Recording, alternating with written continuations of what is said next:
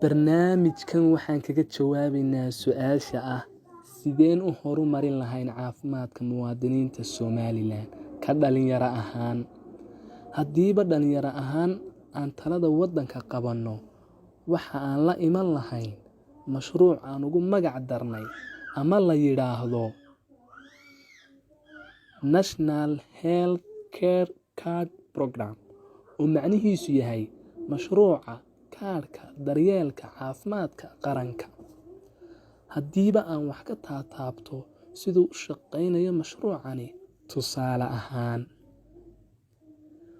qoys kasta oo reer Somaliland waxaanu siin lahayn hal kaadh oo kan caafimaadka ah, isla markaana qoys kasta oo haysta kaadhkaas sanadkiiba mar ayaa laga qaadi lahaa $100 sanadka oo dhan.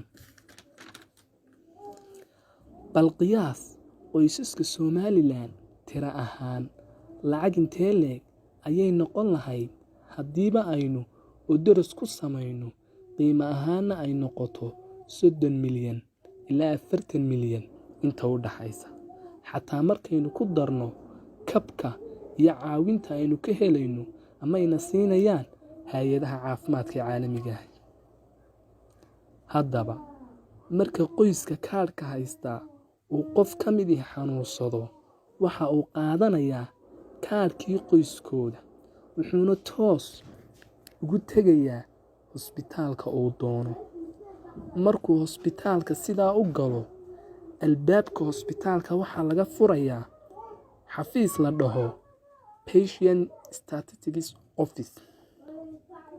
Waa xafiis ay dowladdu ka furanayso hosbitaal kasta, waxaana shaqadiisu tahay inuu diiwaan geliyo tirada bukaanka 12 bilood ee sanadka hosbitaalka soo gashay iyo kharashkii ku baxay, si looga hortago in hosbitaalku iska qorto wuxuu doono. Sanadku markuu dhammaado, hosbitaal kasta wuxuu soo diyaarsanayaa tirada bukaanka sanadkaasi iyo kharashkoodii, isagoo raacaya xafiiska dowladda ee la shaqaynaya.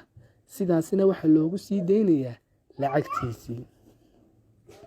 Fadlan, dhalinyaro, odayaasha iyo ezanan way iska tegayaan.